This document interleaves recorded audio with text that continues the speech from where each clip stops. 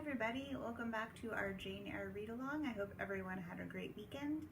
Today we are going to start off with chapter 34. This is another one of those really long chapters. I'm going to split it up into 3 pieces, meaning I'll do the last section of this chapter next week on Tuesday and the second half tomorrow, and then I'm doing Alice's Adventures in Wonderland in case you haven't figured out my new reading schedule. But if you remember where we left off last time with Jane Eyre, she just discovered she had an inheritance of quite a bit of money, and she's going to split it between her and her newfound family, which are her cousins, St. John, Diana, and Mary. So they decided on that at the end of the last chapter, and the beginning of this chapter we start to see the effects of Jane's money and how she's splitting it up with her family. Thanks so much for joining me today, and I'm just going to start off with reading. It was near Christmas by the time all was settled. The season of general holiday approached. I now closed Morton School, taking care that the parting should not be barren on my side. Good fortune opens the hand as well as the heart wonderfully, and to give somewhat when we have largely received is but to afford a vent to the unusual ebullition of the sensations. I had long felt with pleasure that many of my rustic scholars liked me, and when we parted, that consciousness was confirmed. They manifested their affection plainly and strongly. Deep was my gratification to find I really had a place in their unsophisticated hearts.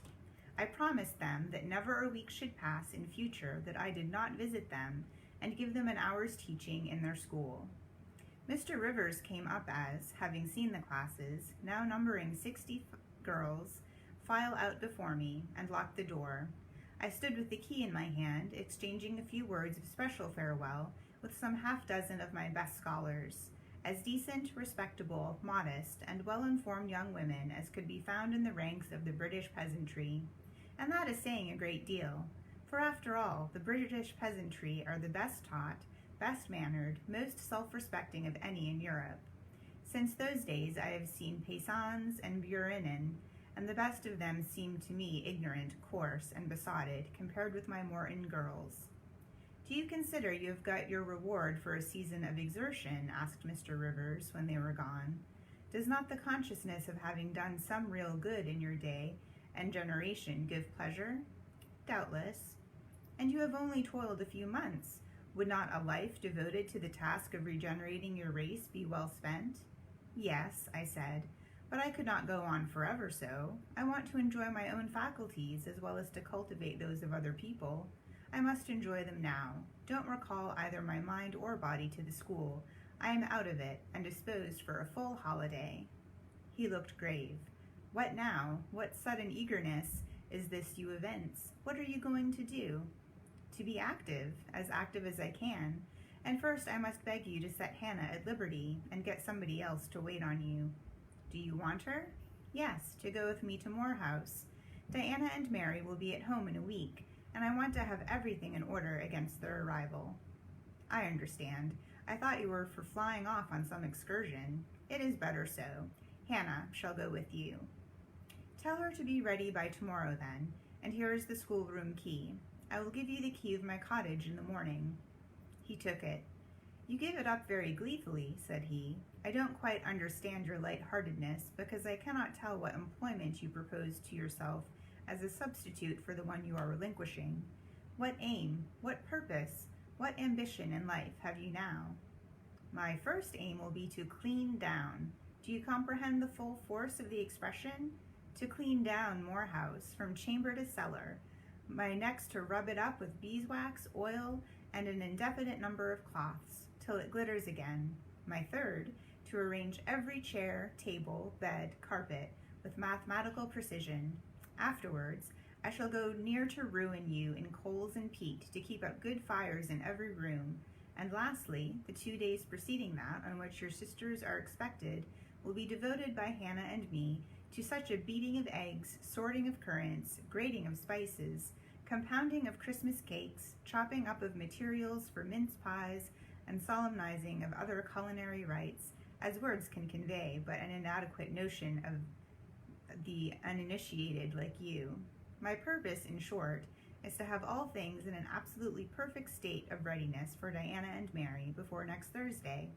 and my ambition is to give them a beau ideal of a welcome when they come home." St. John smiled slightly. Still, he was dissatisfied. "It is all very well for the present," said he, "but seriously, I trust that when the first flush of vivacity is over, you will look a little higher than domestic endearments and household joys." "The best things the world has," I interrupted. "No, Jane, no. This world is not the scene of fruition. Do not attempt to make it so, nor of rest. Do not turn slothful. I mean, on the contrary, to be busy." "Jane, I excuse you for the present. 2 months' grace I allow you for the full enjoyment of your new position, and for pleasing yourself with this late-found charm of relationship. But then, I hope you will begin to look beyond Moor House and Morton and sisterly society, and the selfish calm and sensual comfort of civilized affluence. I hope your energies will then once more trouble you with their strength." I looked at him with surprise. "St. John," I said, "I think you are almost wicked to talk so. I am disposed to be as content as a queen, and you try to stir me up to restlessness. To what end?" "To the end of turning to profit the talents which God has committed to your keeping, and of which he will surely one day demand a strict account. Jane, I shall watch you closely and anxiously, I warn you of that, and try to restrain the disproportionate fervor with which you throw yourself into commonplace home pleasures. Don't cling so tenaciously to the ties of the flesh. Save your constancy and ardor for an adequate cause. Forbear to waste them on trite, transient objects. Do you hear, Jane?" "Yes, just as if you were speaking Greek. I feel I have adequate cause to be happy, and I will be happy. Goodbye." Happy at Moor House I was, and hard I worked, and so did Hannah. She was charmed to see how jovial I could be amidst the bustle of a house turned topsy-turvy, how I could brush and dust and clean and cook, and really, after a day or two of confusion worse confounded, it was delightful by degrees to invoke order from the chaos ourselves had made. I had previously taken a journey to Eustache to purchase some new furniture, my cousins having given me carte blanche to effect what alterations I pleased, and a sum having been set aside for that purpose. The ordinary sitting room and bedrooms I left much as they were, for I knew Diana and Mary would derive more pleasure from seeing again the old homely tables and chairs and beds than from the spectacle of the smartest innovations. Still, some novelty was necessary to give to their return the piquancy with which I wished it to be invested. Dark, handsome new carpets and curtains, an arrangement of some carefully selected antique ornaments in porcelain and bronze, new coverings and mirrors and dressing cases for the toilet tables, answered the end. They looked fresh without being glaring. A spare parlor and bedroom I refurnished entirely, with old mahogany and crimson upholstery. I laid canvas on the passage and carpets on the stairs. When all was finished, I thought Moor House as complete a model of bright, modest snugness within, as it was, at this season, a specimen of wintry waste and desert dreariness without. The eventful Thursday at length came. They were expected about dark, and ere dusk fires were lit upstairs and below. The kitchen was in perfect trim. Hannah and I were dressed, and all was in readiness. St. John arrived first. I had entreated him to quite keep clear of the house till everything was arranged, and indeed the bare idea of the commotion, at once sordid and trivial, going on within its walls sufficed to scarce him to estrangement. He found me in the kitchen, watching the progress of certain cakes for tea, then baking. Approaching the hearth, he asked if I was at last satisfied with housemaid's work. I answered by inviting him to accompany me on a general inspection of the result of my labors. With some difficulty, I got him to make the tour of the house. He just looked in at the doors I opened, and when he had wandered upstairs and downstairs, he said I must have gone through a great deal of fatigue and trouble to have effected such considerable changes in so short a time, but not a syllable did he utter indicating pleasure in the improved aspect of his abode. This silence dampened me. I thought perhaps the alterations had disturbed some old associations he valued. I inquired whether this was the case, no doubt in a somewhat crestfallen tone. Not at all. He had, on the contrary, remarked that I had scrupulously respected every association. He feared, indeed, I must have bestowed more thought on the matter than it was worth. How many minutes, for instance, had I devoted to studying the arrangement of this very room? By the by, could I tell him where such and such a book was? I showed him the volume on the shelf. He took it down, and withdrawing to his accustomed window recess, he began to read it. Now, I did not like this reader. St. John was a good man, but I began to feel he had spoken truth of himself when he said he was hard and cold. The humanities and amenities of life had no attraction for him, its peaceful enjoyments no charm. Literally, he lived only to aspire, after what was good and great, certainly, but still he would never rest, nor approve of others resting around him. As I looked at his lofty forehead, still and pale as a white stone, at his fine lineaments fixed in study, I comprehended all at once that he would hardly make a good husband, that it would be a trying thing to be his wife. I understood, as by inspiration, the nature of his love for Miss Oliver. I agreed with him that it was but a love of the senses. I comprehended how he should despise himself for the feverish influence it exercised over him, how he should wish to stifle and destroy it, how he should mistrust its ever conducing permanently to his happiness or hers. I saw he was of the material from which nature hews her heroes, Christian and pagan, her lawgivers, her statesmen, her conquerors, a steadfast bulwark for great interest to rest upon, but at the fireside, too often a cold, cumbrous column, gloomy and out of place. This parlor is not his sphere, I reflected. The Himalayan ridge or Kaffir bush, even the plague-cursed Guinea coast swamp would suit him better.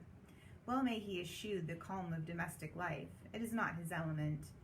There his faculties stagnate. They cannot develop or appear to advantage. It is in scenes of strife and danger, where courage is proved and energy exercised, and fortitude tasked, that he will speak and move, the leader and superior. A married child would have the advantage of him on this hearth. He is right to choose a missionary's career. I see it now. They're coming, cried Hannah, throwing open the parlor door. At the same moment, old Carlo barked joyfully. Out I ran. It was now dark, but a rumbling of wheels was audible. Hannah soon had a lantern lit. The vehicle had stopped at the wicket. The driver opened the door. First one well-known form, then another, stepped out. In a minute, I had my face under their bonnets, in contact first with Mary's soft cheek, then with Diana's flowing curls. They laughed, kissed me, then Hannah patted Carlo, who was half wild with delight, asked eagerly if all was well, and being assured in the affirmative, all hastened into the house. They were stiff with their long and jolting drive from Whitcross, and chilled with the frosty night air, but their pleasant countenances expanded to the cheerful firelight. While the driver and Hannah brought in the boxes, they demanded St. John. At this moment, he advanced from the parlor. They both threw their arms round his neck at once. He gave each one a quiet kiss, and said in a low tone a few words of welcome, stood a while to be talked to, and then, intimating that he supposed they would soon rejoin him in the parlor, withdrew there as to a place of refuge. I had lit their candles to go upstairs, but Diana had first to give hospitable orders respecting the driver. This done, both followed me. They were delighted with the renovation and decorations of their rooms, with the new drapery and fresh carpets, and rich tinted china vases. They expressed their gratification ungrudgingly. I had the pleasure of feeling that my arrangements met their wishes exactly, and that what I had done added a vivid charm to their joyous return home. Sweet was that evening. My cousins, full of exhilaration, were so eloquent in narrative and comment that their fluency covered St. John's taciturnity. He was sincerely glad to see his sisters, but in their glow of fervor and flow of joy he could not sympathize. The event of the day, that is, the return of Diana and Mary, pleased him, but the accompaniments of that event, the glad tumult, the garrulous glee of reception, irked him. I saw he wished the calmer morrow was come. In the very meridian of the night's enjoyment, about an hour after tea, a rap was heard at the door. Hannah entered with the intimation that a poor lad was come at that unlikely time to fetch Mr. Rivers to see his mother, who was drawing away. Where does she live, Hannah? Clear up at Whitcross Brow, almost 4 miles off, and Moor and Moss all the way. Tell him I will go." "I'm sure, sir, you had better not. It's the worst road to travel after dark that can be. There's no track at all over the bog. And then it is such a bitter night, the keenest wind you ever felt. You had better send word, sir, that you will be there in the morning." But he was already in the passage, putting on his cloak, and without one objection, one murmur, he departed. It was then 9 o'clock. He did not return till midnight. Starved and tired enough he was, but he looked happier than when he set out. He had performed an active duty, made an exertion, felt his own strength to do and deny, and was on better terms with himself. I'm afraid the whole of the ensuing week tried his patience. It was Christmas week. We took to no settled employment, but spent it in a sort of merry domestic dissipation. The air of the moors, the freedom of home, the dawn of prosperity, acted on Diana and Mary's spirits like some life-giving elixir. They were gay from morning till noon, and from noon till night. They could always talk, and their discourse, witty, pithy, original, had such charms for me that I preferred listening to and sharing in it to doing anything else. St. John did not rebuke our vivacity, but he escaped from it. He was seldom in the house. His parish was large, the population scattered, and he found daily business in visiting the sick and poor in its different districts. One morning at breakfast, Diana, after looking a little pensive for some minutes, asked him if his plans were yet unchanged. "Unchanged and unchangeable," was the reply, and he proceeded to inform us that his departure from England was now definitively fixed for the ensuing year. "And Rosamond Oliver?" suggested Mary, the words seeming to escape her lips involuntarily, for no sooner had she uttered them than she made a gesture as if wishing to recall them. St. John had a book in his hand. It was his unsocial custom to read at meals. He closed it and looked up. "Rosamond Oliver," said he, "is about to be married to Mr. Granby, one of the best connected and most estimable residents in Eustache, grandson and heir to Sir Frederick Granby. I had the intelligence from her father yesterday." His sisters looked at each other and at me. We all three looked at him. He was as serene as glass. "The match must have been got up hastily," said Diana. "They cannot have known each other long." "But 2 months. They met in October at the county ball at Eustache. But where there are no obstacles to a union, as in the present case, where the connection is in every point desirable, delays are unnecessary. They will be married as soon as Eustache Place, which Sir Frederick gives up to them, can be refitted for their reception." The first time I found St. John alone after this communication, I felt tempted to inquire if the event distressed him, but he seemed so little to need sympathy that, so far from venturing to offer him more, I experienced some shame at the recollection of what I had already hazarded. Okay, so that takes us through the first third of this chapter. St. John's acting a little strange. He doesn't want Jane to rest very much. He wants to make sure that she uses her talents to benefit God, and he said he's going to be watching her very closely. So there's a reason for that, which we're going to learn very soon.